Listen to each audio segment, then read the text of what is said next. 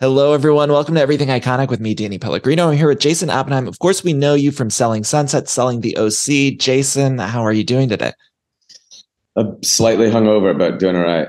Yeah, yeah. Now it's tis the season, right? Like we're all going to so many holiday parties, and I feel like everyone's trying to jam a million things. Do you have holiday plans? Will you go anywhere this holiday season, or what are you doing? Yeah, that's exactly what we did last night, by the way, holiday festivities. Let's see. Yeah, I'm headed to Melbourne and Sydney with my girlfriend next week, all through Christmas and New Year. And is this the first holiday with the girlfriend? No, we've done so much. This is probably like our sixth country or seventh country since we Oh, met. okay. Yeah, yeah. Okay, so I'm a huge fan of Selling Sunset, Selling the OC. What can you tell me? I know you can't spoil a whole ton about like what's to come, but Selling Sunset has been renewed for 2 seasons. So do we have any idea of when that's coming? I'm not supposed to say, but I mean, in 2023, Yeah. both seasons Okay. staggered out a few months, so you can guess from there. Okay. And then what about I need Selling the OC back. Like I love Selling the OC. Do we have a confirmation if that's coming back? Netflix will have to do a confirmation, but we're very optimistic on that front. Okay. Because I thought it was so good. I mean, I have some questions that did we'll too, get to. and it did really well. So again, I mean, I don't think you need to hold your breath on that one. Okay, good. Did you find that because I watched the season, I think at the beginning of the season of Selling the OC, we kind of thought one person would or two people would be the villains, and then I found at the end of it, I was rooting against Alex Hall and rooting for the other Alexes. Did you find that shift with the audience? It was so interesting because I think a lot of people, I think Alexandra Rose and Alexandra Jarvis were certainly concerned about that, and then they came off with people loving them, which is great because I think they're fantastic and they're exceptional agents. So it is funny, how the audience, picks their people. Would there be anyone from that cast that you would not want to see back? No. I really enjoy. I was actually with Alex Hall yesterday and a lot of the other cast at the office. I like him a lot. I have a lot of fun with him. There's definitely nobody that I would that I'm not happy with and not happy coming back. Okay. I want to see more crossover between the two. Like I don't know how that happens. Maybe because of a holiday party or something, we get the Alexes crossing paths with Chriselle or something. I would like crossover as well. I think it would be great. And I hope that this year that happens. And what can you tell us about Christine's not coming back to Selling Sunset, the original series? How's the dynamic shift in the office without Christine? I mean, I really thought that things would calm down, the drama would calm down when she left, and I feel like it's gotten to be even more drama. I think season 6 probably has more drama than any other season, which I'm always constantly surprised about what's going on. But they're just different agents got into it and different issues. So no, it didn't help in that front at all. I think everyone thought it would, but it didn't. I was worried about Christine because she really was the one stirring the pot all the time. And I thought without her, what are we going to do? Yeah, I mean, she brought so much to Selling Sunset. But I also think that kind of arc was over. I don't know. Hopefully, I don't know how much capacity was left for people to be seeing that storyline. I certainly, in the real world, was getting tired of it. So I'm hoping that it had run its course, and it certainly did. And there's no dearth of issues and drama moving forward. I think season 6 will be our best season, and it won't have Christine. So there you go. I love the show so fucking much. And I was wondering, like, what must go through your mind with the drama? Because I imagine there's sort of an angel and devil on your shoulder when you're filming the show, because on some level, you're probably thinking, oh, this is making for a great show. The drama is going to, of course, get everyone talking. But then you're also the one in charge having to deal with your agents fighting. So have you reconciled with that, or have you figured out what the right balance is? This season was the most difficult in that regard, because there are people that I care about very much, having issues. This tested me. I think I did a pretty good job of taking a step back. I'm really getting a little bit better at not being the guy that had to just jump in, trying to let other people handle it. Maybe I should have jumped in this case, or these cases, but I think I'm doing a little bit. I'm a little bit more chill now. You know, I think my therapist has taught me some things. Yeah. So I've been all right. Do you think there'll be more spinoffs in the future, or are you happy with how things are? I'm very happy with how things are with 2 shows right now. 3 would be a lot, but I am definitely one of those YOLO guys that has a hard time saying no to anything. Just like a little real estate transaction, I'm still going to want to get involved. Hard for me to say no to just about anything that's business related. And the show is fun because it's different groups of people. Like I now have a very close relationship with the agents who are on the cast in OC, and it's fun. And that office is doing well. And so, I just opened up in Cabo. I think I'm going to open up another office pretty soon in Southern California. So that's kind of fun. Yeah. Talk to me about the market. I'm endlessly fascinated by the housing market. I wonder if you can let everyone know, what are we expecting it to look like in 2023? I mean, it feels like it's been so up and down the past few years, but what can we expect? It's a good question. I think something of a homeostasis. I don't think it's going to be a seller's market. I don't think it's going to be a buyer's market. I think buyers and sellers are both going to realize that soon. I think buyers were really anticipating 2023 being their year, but I don't think it's going to happen. And sellers, I think, are starting to get more realistic. On the downside, which is not good for real estate agents and real estate brokerages, I think volume is going to be very slow. Just not a lot of trades going on. So if you're a buyer, you're not going to have a ton of inventory, but also you're not going to have a ton of competition, because I don't think there's going to be a ton of buyers. I think we saw the worst of it maybe a couple months ago, kind of like that August, September, October, because interest rates got over 7%. Everyone's wondering if there's another shoe to drop. I don't think there is. I think we've got a handle on inflation. I think the Fed is going to start relaxing in 2023. I think interest rates will probably end up in the 5 to 6 range, within a year, and which is a very healthy, place to be. So for me, I like stability. I don't like the market just going absolutely crazy and having 20 offers on something. That's not sustainable. Not to mention, as a real estate agent, anyone could have sold a house in 2021. So now I think great agents are going to prove themselves. So for me, it's great. Other than that, I don't think prices are moving much in any direction. Just going to chill for a bit. Maybe start creeping up again in 24 and 25.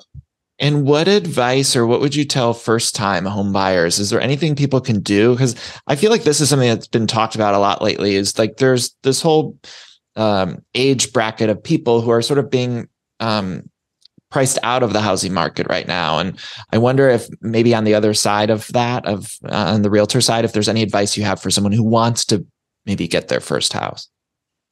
Yeah, I mean, at the end of the day, it's difficult because you need money, and there's no trick to that other than saving. I see it with my staff. They're all in that mode right now, and there are some loan options out there, but I don't really recommend stretching yourself out. You got to be able to hold your house for at least 10 years. So. But I'm a huge believer in people buying real estate. I mean, I think it's the best wealth generator out there. So I do encourage everyone really to get a house. My best friend Mary just bought a house with her husband a couple of weeks ago. I'm sure you know. And I'm one of my assistants is looking right now, and I'm helping him out. But in terms of tricks, the only thing I can say that's changed is I used to encourage everybody to get a 30-year fixed rate because interest rates were so low. Now, I don't think you need to. 5-year floating rate, 7-year, whatever. You're probably going to end up refinancing in a few years. Right. And I will say one more thing, that people should focus on land. Too many people focus on glitz and, the new shiny key in front of their face. And I think if you're going to sell in a few years, I guess fine. But if you want to hold something for 20, 30 years, and I think that nobody should sell, I think you should just rent it out when you're ready to move. I think you got to focus on location and land, maybe even a house that's a little bit dated. So you're not paying a ton of extra money for these shiny finishes. Do you watch any of the other real estate shows, or is there sort of like a friendly competition? I know Netflix has, I think, Buying Beverly Hills with the agency. Yeah. Like, do you know those guys? Or I know all of them very well. I like them a lot personally. I like the $1 Million Listing guys a lot personally. I know them very well. I do. So my girlfriend has me watching the Kardashians, which I just finished. They just beat us out on the People's Choice Awards. I was at last week, and fair enough, it was pretty good. Their show's pretty good. And Buying Beverly Hills was pretty good. I actually watched it, and I don't watch any reality TV, but I wanted to support them. I haven't watched that yet, but I know Mauricio from The Real Houses of Beverly Hills, but I need to dive in. Yeah, it's pretty funny. There's a couple of guys in there that make me laugh. The family dynamic is great. Their real estate is on point for sure. And Mauricio's, he's a legend. I like him.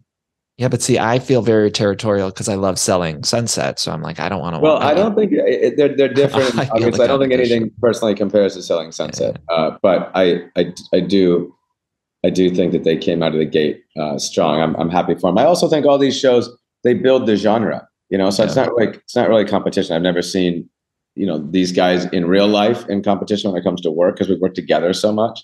Certainly, I don't think it's. Plus, is there really any competition to selling Sunset? No. Except maybe selling the OC. Yeah.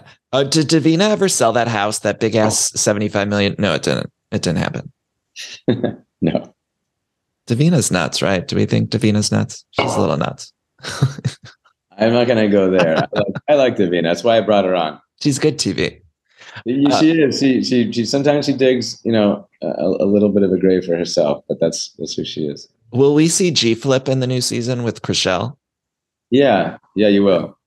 I mean, that's for Chrishell to speak about, but that's what Chrishell told me. And what was I wasn't involved. Okay. Will we see you and G Flip interact? Because obviously you and Chrishell have a history. No, because I didn't. Off camera, I have, but not on camera. Not yet, anyway. So who knows? Not yet. Okay, let me think. What else do we have here? Tell me about your partnership with Keurig. Now, I'm a huge Keurig fan. I actually was just ranting on my show about how much I love Keurigs, and I wish hotels would start stocking Keurig machines instead of the ones that they do, because it pisses me off when I go to some hotel and I can't figure out the fucking coffee maker. I'm good. It's a pet peeve. It's one of those. Like, why is that? Like, let's get the Keurigs in every hotel room, because I'm tired of trying out to figure out an espresso maker. Like, I can't figure it out. I think it needs to be mandated that every hotel carries Keurig. I'm a coffee guy. You can see I'm literally trying to wake myself up right now with a coffee. And yeah, I probably personally own 7 or 8 Keurig machines. So the partnership was certainly organic, to say the least. I mean, I got it. Yeah. You got it right there. It's for me. I wake up and I make me and my girlfriend a coffee. That's my thing. I'm not doing anything. I put some shorts on, stumble to the kitchen, and make my first cup of coffee. And then after lunch, I have another one. What kind of coffee what is your drink of choice when it comes to? This is a oat milk latte. So it's usually what I do. And it has that little thing. You just press a button and you get your milk steamed, and then coffee. Right, and the new Keurig maker, it's like that.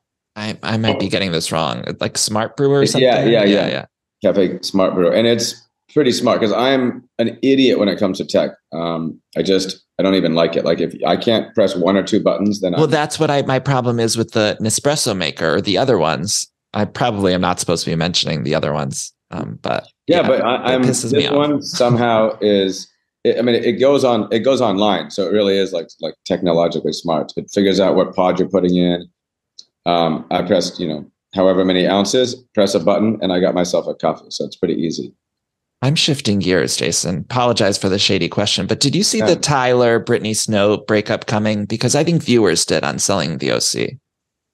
I have this disaffinity for commenting on other people's relationships. That makes sense. Yeah. Well, I can comment, and I would just say that I thought Alex Hall flirting with Tyler, to me, that was worse. And then, I watched it a long time ago, so some of the details are fuzzy, but I thought Tyler, he was the one screwing around, and I felt bad for Brittany Snow. So I was happy. Tyler wasn't screwing around. You don't think so? I mean, yeah, no. Alex and him that's a friendship, and Tyler was not screwing around. I know Tyler pretty well. I was with him yesterday. I'm a Team Tyler fan, but he wasn't screwing around. I think that whatever went down there had nothing to do with anyone, screwing around. But wasn't there like a nose nuzzling or something on the beach with Alex Hall? Oh no, like that doesn't count as screwing around. I know, but when let's say I've gotten nosies, I've given nosies. That does not venture into the cheating realm at all. But I still wouldn't, on camera, my significant other doing that, I'd be like, what the fuck are you doing on camera? I mean, I wouldn't like it no matter what, but I'd be like, we're married. Fair enough. It's a pretty close group down there, to be honest. Sometimes maybe too close. It's pretty close. So I get that. But if you, I don't count that as crossing a line myself. Well, yeah, I don't think it was cheating. I just thought I'd be pissed if I was Brittany Snow. I'm trying to get you in trouble, Jason. I know. What? And you think at this point, with this many interviews, I'm gonna fall into that trap? I know. I try my best, though. No, of course. What do you watch on TV? Is there? I mean, you mentioned kind of keeping up with some of the other real estate shows and the Kardashians. I guess sort of another question would be just like, what are your favorite movies? Like, is there something that you would watch all the time if you see it on TV, or do you have something? I'm a huge Matrix fan. I mean, that's just legendary series, probably the best ever for me. I don't generally watch reality unless my girlfriend makes me. So I'm watching like Slow Horses, which is like whatever it's on. I don't even remember what it's on. What else am I watching?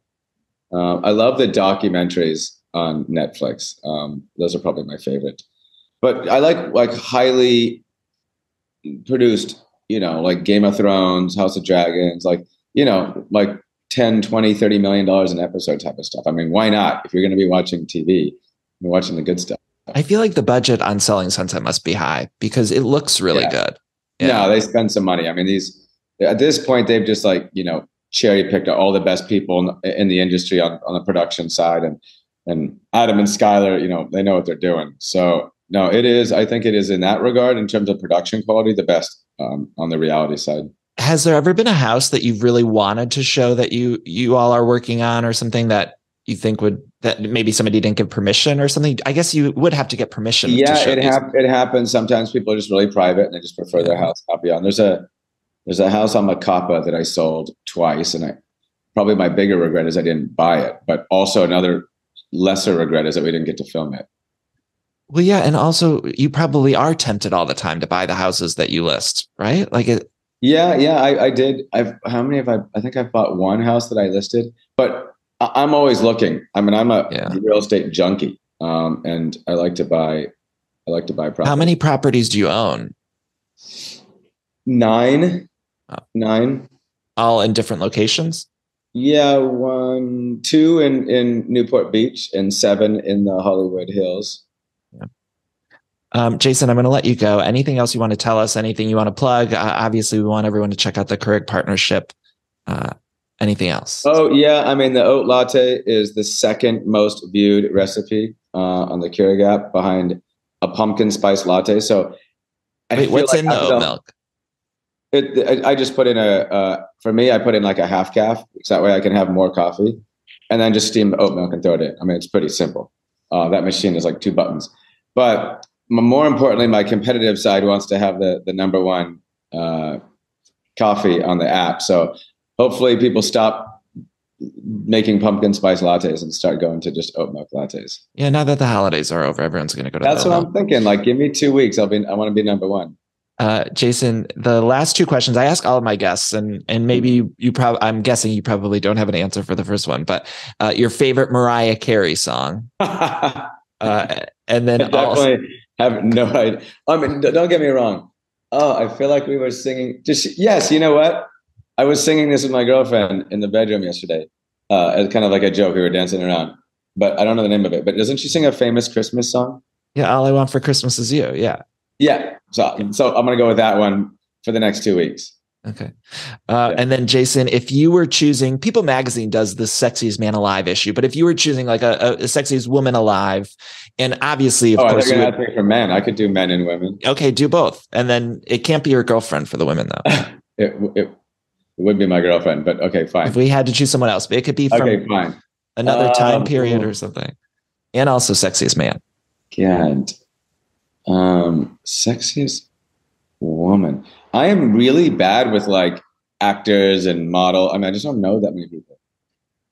Well, oddly enough, like the woman one seems more difficult than the man one right now. I don't know why. Wait, so who's the man one? Good looking guy. I mean, I definitely think like Ryan Gosling's a good looking dude. I think David Beckham's good looking. Yeah. I can't think of. I'm sure there's other good looking guys out there. I can't think of them. I think those are Clooney and Pitt are always badasses. Why can't I think of like beautiful Jason? I love that you just named 4 men, but you're I like, know. well, I'm super hungover, and I'm really terrible with like pop culture stuff. If you gave me like a list of women, I'd be like, oh yeah, her. I know. See, the problem is normally I always have women on the show, and they give me their sexiest man alive. So I don't, we don't have a lot of this thing. Yeah. Okay. Hold on. You got to give me like a second. I mean, Margot Robbie's, and I think. Come on, Margot Robbie is stunning. Stunning. What about your first? Was there a childhood crush? Maybe that's a better question. Who was the first woman that you were like, I thought Paris Hilton was super hot. I thought, who I thought was insanely hot, like the hottest girl, Jessica Simpson. Back in the day, she was like it. Now you're speaking my language, Jason. Yes. There is. Why am I thinking of the other woman? It's the Honest Company. She's a billionaire. What's her name? Jessica Alba. Alba is legit. Jessica Simpson, my roommate in college, had her. Remember her Rolling Stone cover with the Swiffer? It was like my pop culture is whatever. Yeah, I get it. I get it. No, Jason, thank you so much for taking the time. I'm so excited for the new season. I'm guessing we're getting it I looked up, I was doing my research, and I'm guessing probably springtime we're going to get it, but I'm hoping it's even sooner. I don't even, first of all, the only thing I'm worse at than pop culture are what months fall into what seasons. So I don't even know spring. What's spring? Do we think January, February for the new season? That's very early. That's so March, April. That's a little ambitious. Okay. March, April. The other seasons, I looked it up. The other seasons were like March, April, and then again in August. I think you're getting warmer. You're probably getting warmer on that. All right. Well, you tell Netflix that if they don't renew Selling the OC, I will come for them because I loved it so much. I was devastated that it was only a few episodes. I don't think you'll be coming for them. I think Netflix. The show did very, very well, and I think Netflix is very happy with the success of the first season. So I think they want to surprise release it. Like, oh yeah, they control all that very, very, very tight, which is why I'm being so ambiguous, optimistically ambiguous. Well, Jason, thank you so much for taking the time, and I hope you have a wonderful New Year. This will be airing right before New Year's, but thank you for taking the time and Happy New Year. Hey, thank you, man. All right. Thanks, man.